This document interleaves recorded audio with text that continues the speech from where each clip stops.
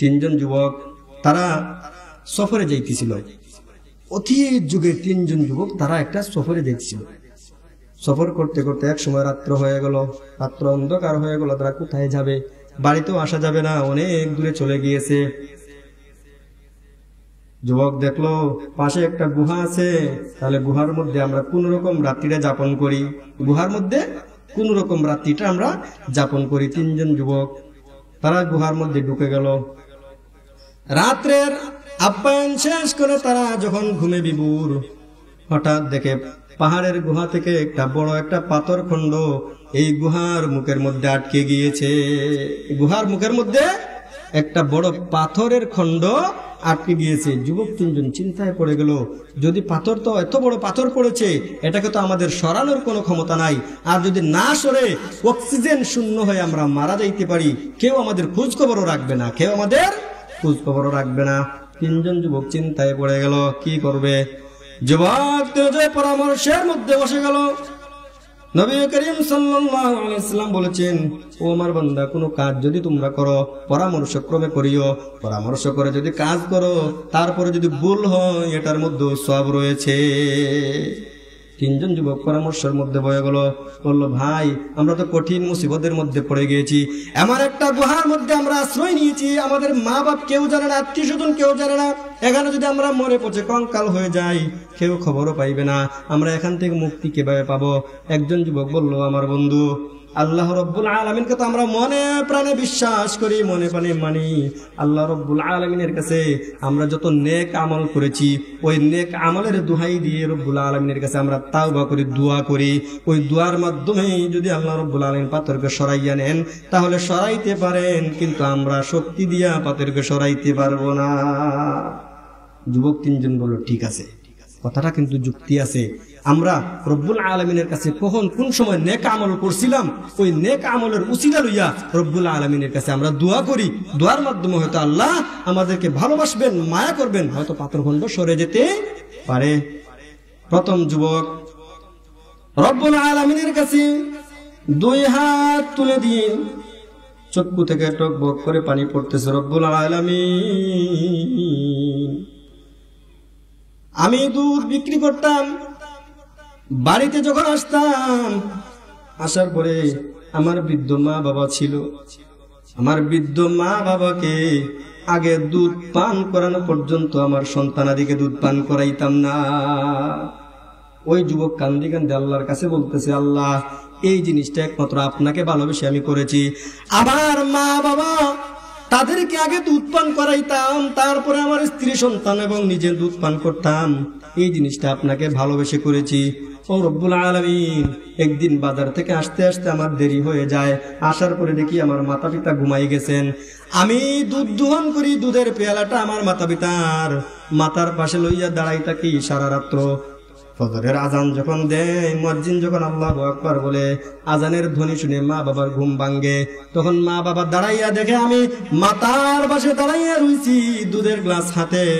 আমার সন্তানাদিকেও দুধ পান করতে দেই নাই, স্ত্রীকেও দুধ পান করতে দেই নাই, আমি নিজেও দুধ পান করি না, যতক্ষণ পর্যন্ত আমার মাতা পিতাকে দুধ দান না করাইছি। ও রব্বুল আলামিন, ওই জিনিসটা একমাত্র আপনাকে ভালোবেসে আপনার সন্তুষ্টির জন্য করেছি। রব্বুল আলামিন, ওই জিনিসটা যদি আপনি পছন্দ করে থাকেন, ওই জিনিসটা যদি আপনাকে ভয় করে একমাত্র করে থাকি, আপনার রাজি খুশির জন্য যদি করে থাকি, রব্বুল আলামিন, ওইটার বিনিময়ে হইলেও আপনি আজকে আমাদেরকে এই বিপদ থেকে মুক্তি দেন। দেখা গেল যুবকের মুনাজাত শেষ হইতে না হইতে পাথরখণ্ড কিছুটা সরে গিয়েছে। সুবহানাল্লাহ। এখন ভিতরে বাতাস আসতেছে, যদিও তারা বার হইতে না পারে, কিন্তু অক্সিজেন তো ঢুকতেছে, মরবে না, আর অক্সিজেন শূন্যতায় মরবে না। দ্বিতীয় যুবক আল্লাহর দরবারে হাত বাড়াইয়া ঝর ঝর করে চকুর পানি পালাইতেছে। রব্বুল আলামিন, আমি তো পাপিষ্ঠ, আমি পাপী, অনেক বড় পাপ করতে চাইছিলাম, কিন্তু আপনাকে ভয় করে করি নাই। রব্বুল আলামিন, সেই পাপের কথা মুখ দিয়ে বলতে লজ্জা লাগে, তারপরেও আপনাকে ভয় করে করি নাই, যেহেতু এই উসিলা নিয়ে আপনার কাছে প্রার্থনা করতেছি। রব্বুল আলামিন আমার একজন চাচাতো বোন ছিল, খুব সুন্দরী রূপসী, আমি তার প্রেমে পাগল হয়ে গিয়েছিলাম, তাকে কুপ্রস্তাব দিয়েছিলাম, সে রাজি হয় নাই। একদিন যখন আমাদের গ্রামের মানুষে অনাহারে ধরলো, তখন আমার চাচার ঘরেও অনাহার চলতে লাগলো, তাদের টাকা পয়সা নাই, ব্যাংক ব্যালেন্স নাই। তখন আমার চাচাতো বোন বাধ্য হয়ে আমার কাছে আসলো, ভাইজান আমাকে কিছু টাকা ধার দেন। আমি এই সুযোগে বসে পড়লাম, আমি এই সুযোগে তাকে বস করার জন্য আমি পায়তারা করলাম। এই তো দুর্বলতার সুযোগ, এই দুর্বলতার সুযোগে আমার চাচাতো বোনের কাছ থেকে আমি সুযোগটা হাতিয়ে নিতে পারবো।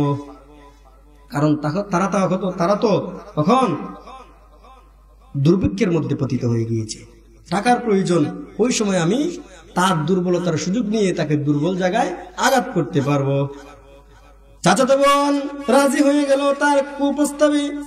আমার বন্ধুগণ, মুসলমান আমার বন্ধুগণ, আপনারা এখানে অনেক আমার ছোট আছেন, অনেকে বড় আছেন, সবকিছু খুলে বলতে হয় না, আপনারা বুঝে গেছেন কি প্রস্তাব দিয়েছিল। কুপ্রস্তাব দিয়েছে। চাচাতো বোন শেষ পর্যন্ত না পেরে, টাকা তো তার দরকার, দুর্ভিক্ষ দেখা দিয়েছে, না খাইলে তো প্রাণ যাবে, সে রাজি হয়ে গিয়েছে। ঠিক আছে ভাই, তোমার কুপ্রস্তাবে রাজি হয়ে গেলাম। যখন চাচাতো বোনকে সে তার কুপ্রস্তাবে রাজি করে তার মনের আশাটাকে পূরণ করতে যাবে, তার চাচাতো বোনের উপর যখন সে উঠে বসলো, চাচাতো বোন বলতে লাগলো, ও আমার ভাই, কাল কিয়ামতের ময়দানে আল্লাহ রব্বুল আলামিনের কাছে কি তুমি জবাব দিবা? তুমি তো আল্লাহ রব্বুল আলামিনের কাছে একজন জিনাকুর হিসাবে দাঁড়াইতে হবে। সাথে সাথে তার ইমানি স্পৃহা বেড়ে গেল, তার হৃদয়ের মধ্যে কম্পন শুরু হয়ে গেল। হায় হায়, আমার চাচাতো বোন তো ঠিক বলেছে। ও আমার ভাই, আপনি আমাকে আগে হালাল করেন, বৈধ করেন, বিবাহ করেন, আমার মুহরানা আদায় করেন, তারপরে আপনি আমাকে উপভোগ করতে পারবেন বৈধভাবে। যদি এর আগে আপনি আমাকে উপভোগ করেন, আল্লাহ রাব্বুল আলামিনের দরবারে কাল কিয়ামতের ময়দানে আপনি কি বলে জবাব দিবেন? আপনি তো অপরাধী হয়ে যাবেন, আসামির কাঠগড়ায় আপনাকে দণ্ডায়মান হতে হবে। যুবক আল্লাহ রাব্বুল আলামিনের ভয়ে অন্তর তর করে কাঁপতে লাগলো। চাচাতো বোনের কথা শুনে তার চোখ দিয়ে জোর জোর করে অশ্র পড়তে লাগলো। আল্লাহ, কি অপরাধ করে ফেলেছিলাম, কিন্তু আপনার ভয়ের কারণে ওই দিন আর পাপ করি নাই। ও আল্লাহ, তোমাকে ভালোবাসি, তোমার জাহান্নামকে আমি ভয় করি, তোমার জান্নাতের আশায় আমি চেয়ে রয়েছি। রব্বুল আলামিন, ওই দিন যে আমলটা করেছি আমি সুযোগ পেয়েও চাচাতো বোনের দুর্বলতার সুযোগ নেই নাই, একমাত্র আপনাকে ভালোবেসে। ওই জিনিসটা যদি আপনার পছন্দ হয়, ওই জিনিসটা যদি আমার পছন্দ হয়, ওই পছন্দনীয় জিনিসের কারণে আপনি এই আজকে আমাদেরকে এই কঠিন মুসিবত থেকে উদ্ধার করেন। রব্বুল আলামিনের কাছে এই প্রার্থনাটা অনেক পছন্দ হয়েছে। রব্বুল আলামিন আরো কিছুটা পাথর সরিয়ে দিলেন। বলেন সুবহানাল্লাহ। আমার বন্ধুগণ, বিপদে পড়লে আপনার নেক আমলকে উসিলা করে আল্লাহ রব্বুল আলামিনের কাছে প্রার্থনা করতে পারেন যে আল্লাহ, ওই কাজটা তো আমি করছিলাম আপনাকে রাজি খুশি করার জন্য, আর কাউকে দেখানোর জন্য করি নাই। আল্লাহ রব্বুল আলামিন বান্দার দোয়াকে কবুল করেন। দ্বিতীয় যুবক যখন দোয়া করলো, আল্লাহ রব্বুল আলামিন পাথর আরো অর্ধেক সরাই দিলেন। তাদের মনে একটা আশা আসতেছে, ঠিক আছে আল্লাহ রব্বুল আলামিন আমাদের দোয়াকে কবুল করতেছেন। আর বাকি রইল যুবক কয়জন? একজন। আমার বন্ধুগণ, আমার যুবক ভাইয়েরা, আপনারা একটু মন দিয়ে শুনেন। আল্লাহ রব্বুল আলামিন যুবক বয়সে যদি আপনারা ইবাদত করেন, সেই ইবাদতকে হীরার চেয়ে আল্লাহ রব্বুল আলামিনের কাছে দামি হয়ে থাকে। সুতরাং যুবক বয়সে আপনাকে যত ইবাদত বন্দী করতে হবে, যুবক বয়সে পাপ ইসলামে যাবে না, শয়তানের ওয়াসওয়াসায় পড়ে গুনাহ করা যাবে না। শয়তানের ওয়াসওয়াসায় পড়ে যদি আপনি গুনাহে নিমজ্জিত হয়ে যান, কাল কিয়ামতের ময়দানে আল্লাহ রব্বুল আলামিনের দরবারে আসামি হয়ে দাঁড়াইতে হবে। সেদিন আপনি কিভাবে মুখ দেখাবেন? সেদিন তো সবাইকে স্বীকার করবে। মা তার সন্তানকে স্বীকার করবে না, বাবা তার সন্তানকে স্বীকার করবে না, সন্তান তার মা বাবাকে স্বীকার করবে না, কেউ কাউকে চিনবে না। ইয়াউমা ইয়াফিরুল মারউ মিন আখিহি ওয়া উম্মিহি ওয়া আবিহি। ইয়াউমা ইয়াফিরুল মারউ মিন আখিহি, ভাই ভাই থেকে পলায়ন করতে থাকবে, ভাই ভাইকে চিনবে না। ইয়াউমা ইয়াফিরুল মারউ মিন আখিহি ওয়া উম্মিহি ওয়া আবিহি, বাবা থেকে পলায়ন করতে থাকবে, মা থেকে পলায়ন করতে থাকবে। মা বলবে আমার তো কখনো বিবাহ হয় নাই, আমার কোনো সন্তান নাই। বাবা বলবে আমার কোনো সন্তান নাই। ও রব্বুল আলামিন, আমি তাকে চিনি না। ডিক্লেয়ার দিবে তাকে চিনি না, কারণ ওই সময় ইয়া নফসি নফসি করতে থাকবে, সবাই সবার নফসের জন্য, সবাই সবার গুনার জন্য রব্বুল আলামিনের কাছে লজ্জিত থাকবে, সবাই সবার বিচারের জন্য রব্বুল আলামিনের দিকে তাকাইয়া থাকবে। কি শাস্তি তাদের জীবনে রয়েছে সেটার দিকে তাকিয়ে থাকবে। আমার ভাই, সেই জন্য গুনাহ করা যাবে না। যুবক ভাইয়েরা, আপনার যৌবনের তাড়নায় পড়ে, শয়তানের ওয়াসওয়াসায় পড়ে গুনাহ করা যাবে না। প্রাপ্ত বয়স হয়ে গেলে আমার বন্ধুগণ, যারা সন্তানের অভিভাবক আছেন, তাদের কাছে আমি একটা করজোড়ে প্রার্থনা জানাই, প্রাপ্তবয়স্ক হয়ে গেলে আপনার সন্তান ছেলেকে আপনি বিবাহ দেন, মেয়েকে বিবাহ দেন। সমাজ সুন্দর হয়ে যাবে, রাষ্ট্র সুন্দর হয়ে যাবে, ঘর সুন্দর হয়ে যাবে, পরিবার সুন্দর হয়ে যাবে। জিনা থাকবে না, ব্যভিচার থাকবে না, অন্যায় থাকবে না, খুন রাহাজানি মারামারি থাকবে না। রব্বুল আলামিনের সুসজ্জিত একটা জান্নাতের বাগানে পরিণত হয়ে যাবে। 3 নম্বর যুবক, তার মুনাজাতের বাকি রয়েছে। 3 নম্বর যুবক আল্লাহ রব্বুল আলামিনের কাছে হাত তুলে কায়মনোকে দোয়া করতেছে, ও রব্বুল আলামিন, আমার জীবনের একটা নেক আমলের কথা আমার মনে আছে। আমার ঘরে কিছু কর্মচারী কাজ করত, কর্মচারীরা কাজ করার সাথে সাথে আমি তাদের বেতন পারিশ্রমিক দিয়ে দিতাম। একজন কর্মচারী বাকি ছিল, সে তার পারিশ্রমিক না নিয়েই চলে যায়। কিছু টাকা তার পারিশ্রমিক আমার কাছে রয়ে গিয়েছিল। আমি নিজেকে অপরাধী মনে করতে লাগলাম, হায় হায়, মানুষটা চলে গেল, তার টাকা তো আমার কাছে পাবে, সে কখন আসবে আর কখন তার টাকাটা দিব। অনেক দিন লেট হয়ে গেল, বছরের পর বছর যায়, শ্রমিক তো আসে না, তার টাকাও চায় না। এইদিকে যুবক এই টাকাটাকে ব্যবসার মধ্যে বাড়াইতে থাকে, ব্যবসা করে করে টাকাকে বাড়াইতে থাকে। 1 টাকা দিয়ে 2 টাকা হয়, 2 টাকা দিয়ে ব্যবসা করলে 3 টাকা হয়, 3 টাকা থেকে 4 টাকা 5 টাকা এভাবে করতে করতে ওই শ্রমিকের টাকা জমাইতে যুবক এক পর্যায়ে শ্রমিকের টাকা দিয়ে 1 পাল বকরি কিনে, 1 পাল উট কিনে, কয়েকটা উট কিনে, গরু কিনে, এভাবে করতে করতে একটা বড় বিশাল পশু লালন পালন করতে থাকে। ওই যুবকের জমানো টাকা দিয়ে, ওই শ্রমিকের জমানো টাকা দিয়ে সে ব্যবসার ক্ষেত্রে ব্যয় করতে করতে বাড়াইতে দেখা গেছে অনেক বড় একটা ইয়া হয়ে গেছে। বকরির পাল হয়ে গেছে, দুম্বার পাল হয়ে গেছে, উটের পাল হয়ে গেছে। বছরের পর বছর যাওয়ার পরে ওই শ্রমিকের সাথে একদিন যুবকের দেখা হয়ে গেল। শ্রমিক বলল, ভাইজান, আপনার ঘরে আমি শ্রমিক হিসাবে ছিলাম, কিন্তু আমি যাওয়ার সময় আমার টাকাগুলা, পারিশ্রমিকগুলা নিয়ে যাইতে ভুলে গিয়েছিলাম, আজকে আমার পারিশ্রমিকটা দিয়ে দেন। যুবক বলে, ও ভাইজান, আপনি যে পারিশ্রমিক আমার কাছে রেখে গিয়েছিলেন, সেই পারিশ্রমিক টাকাটা আমি ব্যবসার খাতে ব্যয় করতে করতে এই যে মাঠে সম্পদগুলা দেখতেছেন, ছাগলের পাল দেখতেছেন, দুম্বা আর উটের পাল দেখতেছেন, সবগুলা আপনার। শ্রমিক বলে, কি মেয়ে ঠাট্টা করেন আমার সাথে? কয় টাকা পাবো আপনার কাছে, আর আপনি বলতেছেন পুরা মাঠের চতুষ্পদ জানোয়ারগুলো আমার, কিভাবে সম্ভব? যুবক বলে, ভাই, আপনার টাকাগুলো আমার কাছে আমানত ছিল, আমানত। আমি কোনো মুসলমানের টাকাকে খেয়ানত করতে পারি না। এই টাকাটা যদি আপনার কাছে থাকতো, আপনি হয়তো ব্যবসায়িক লেনদেনে ব্যয় করতেন। আপনি 1 টাকা দিয়ে 2 টাকা করতেন, 2 টাকা থেকে 3 টাকা করতেন। সুতরাং আপনি যখন ভুলে গিয়ে আমার কাছে টাকাটা রেখে গিয়েছেন, এটা আমার জিম্মাদারির মধ্যে পড়ে। এই জন্য আপনার টাকাকে আমি ব্যবসায়িক ক্ষেত্রে ব্যয় করে এই পর্যন্ত নিয়ে এসেছি। এই জন্য সমস্ত পশুগুলো আপনার। শ্রমিক খুশি হয়ে সবগুলা পশু নিয়ে গেল। যুবক কোন আবদার জানায় নাই যে এত কষ্ট করে পারলাম, একটা তো আমাকে দাও, এই কথা পর্যন্ত বলে নাই। আল্লাহ রাব্বুল আলামিনের কাছে যুবক কাহিমুলবক্তি কান্না করে আর বলে, ও রব্বুল আলামিন, সেই দিন যে এই ঘটনাটা করছিলাম, এই কাজটা যে করছিলাম, আমি সমস্ত সম্পদ ওই পারিশ্রমিক তাকে দিয়ে দিলাম একমাত্র আপনাকে রাজি খুশি করার জন্য। চাইলে তো রেখে দিতে পারতো না, কিন্তু রাখেনি। কাকে রাজি খুশি করার জন্য? আল্লাহ রাব্বুল আলামিনের কাছে বলে, যুবক কান্দি বলে, আল্লাহ, তোমাকে রাজি খুশি করার জন্য ওই দিন পারিশ্রমিক সবগুলাই তাকে দিয়ে দিয়েছি। যদি রব্বুল আলামিন ওই দিনের নেক আমলটা আপনার কাছে পছন্দ হয়ে থাকে, ওই দিনের নেক আমলের বিনিময়ে আমাদেরকে এই কঠিন মুসিবতের দিনে উদ্ধার করেন। যুবকের দোয়া শেষ হওয়ার সাথে সাথে পাথর খণ্ড সরে গেল।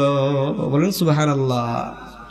আমার প্রিয় বন্ধু, ভুল হইতে পারে মানুষের নেক আমল আছে, আবার বদি আমল আছে। রব্বুল আলামিন বলে মান ইয়ামাল মিসকালা যাররাতিন খাইরান ইয়ারা, আমার কোন বান্দা যদি নেক আমল করে জাররা পরিমাণ সরিষার দানা পরিমাণ যদি নেক আমল করে, আমি রব্বুল আলামিন ওই সরিষার দানা পরিমাণ নেক আমলকে বাড়াইতে আমি উসিলা খুঁজি। বান্দা যদি জাররা পরিমাণও নেক আমল করে, আমি উসিলা খুঁজি, উসিলার মাধ্যমে হইলেও বান্দাকে যেন আমি নাজাত দিতে পারি। ও আমার বন্ধু, আপনারা জানেন না আল্লাহ রব্বুল আলামিনকে আপনারা ঠকাতে পারবেন না। আপনি রাতের আধারে যত গুনাহ করেন না কেন, রাতের আধারেও যদি আপনি গুনাহ করেন, আল্লাহ রব্বুল আলামিন সব কিছু জানেন।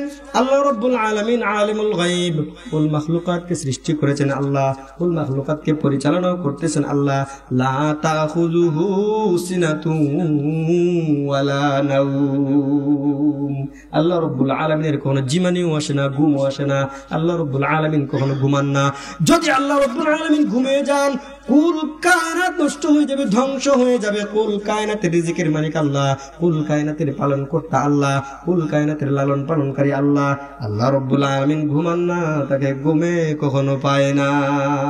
সুতরাং আপনি রাতের অন্ধকারে যত গুনাহ করেন না কেন আমার বন্ধু আহবাব, আল্লাহ রব্বুল আলামিনের খাতায় আপনার আমলনামাগুলি লিপিবদ্ধ হয়ে যায়। আল্লাহ রব্বুল আলামিন সব কিছু আপনার দেখেন। আপনি রাত্রে অন্ধকার মনে করতেছেন আল্লাহ দেখবেন না, না না, আল্লাহ রব্বুল আলামিন আলিমুল গায়ব, আল্লাহ রব্বুল আলামিন সব কিছু দেখেন। নিকষ কালো অন্ধকার রাত্রিতে কালো পাথরের উপর যদি একটা কালো পিঁপড়া হেঁটে যায়, আল্লাহ রব্বুল আলামিন বলেন ওই পিঁপড়ার পায়ের শব্দটা পর্যন্ত আমি শুনতে পাই। সুতরাং গুনাহ করে পার পাওয়া যাবে না। রব্বুল আলামিন বলেন ইকরা কিতাবাকা কাফা বিনাফসিকাল ইয়াউমা আলাইকা হাসিবা। আল্লাহ রব্বুল আলামিন কাল কিয়ামতের ময়দানে প্রত্যেক বান্দার হাতে একটা ডায়েরি ধরাইয়া দিবেন। ধরাইয়া দিয়া বলবেন, ও আমার বান্দা, দেখো তোমার ডায়েরি তুমি পড়ো। ইকরা কিতাবাকা, তোমার ডায়েরিটা তুমি পড়ো। কাফা বিনাফসিকাল ইয়াউমা আলাইকা হাসিবা, ওই দিন তোমার ডায়েরি তোমার জন্য যথেষ্ট হয়ে যাবে। তুমি রাতের অন্ধকারে গুনাহ করেছো, এতিমের হক নষ্ট করেছো, আরেকজনের আইল টেলাটেলি করেছো, আরেকজনের হক নষ্ট করে দিয়েছো। আল্লাহ রব্বুল আলামিন কিরামান কাতিবিন, সিসি ক্যামেরা ফুটেজ দ্বারা আপনার আমলনামা খাতার মধ্যে লিপিবদ্ধ করে রেখেছেন। ওই দিন আপনার আমলনামা আপনি পুঙ্খানুপুঙ্খভাবেই পেয়ে যাবেন। সুতরাং ভুল করা যাবে না। ভুল করলেও যদি অগত্যা হয়ে যায়, আল্লাহ রাব্বুল আলামিন পথ আমাদেরকে দেখিয়ে দিয়েছেন। আল্লাহর কাছে আমরা তাওবা করে নিব, মৃত্যুর আগে আগে তাওবা করে নিব। হকুল ইবাদ নষ্ট করা যাবে না। হকুল ইবাদ নষ্ট করলে আগে বান্দার কাছে মাপ চাইতে হবে, নতুবা আল্লাহ রাব্বুল আলামিন কখনো ক্ষমা করবেন না। আমার ভাই বন্ধুগণ, দুস্থ আহবাব, এতক্ষণ যা আলোচনা করলাম, আল্লাহ রাব্বুল আলামিন আমাদের সবাইকে যেন এই আলোচনার উপর আমল করার তৌফিক দান করেন। সকলে বলেন আমিন। ওয়া আখিরু দাওয়ানা আলহামদুলিল্লাহি রাব্বিল আলামিন।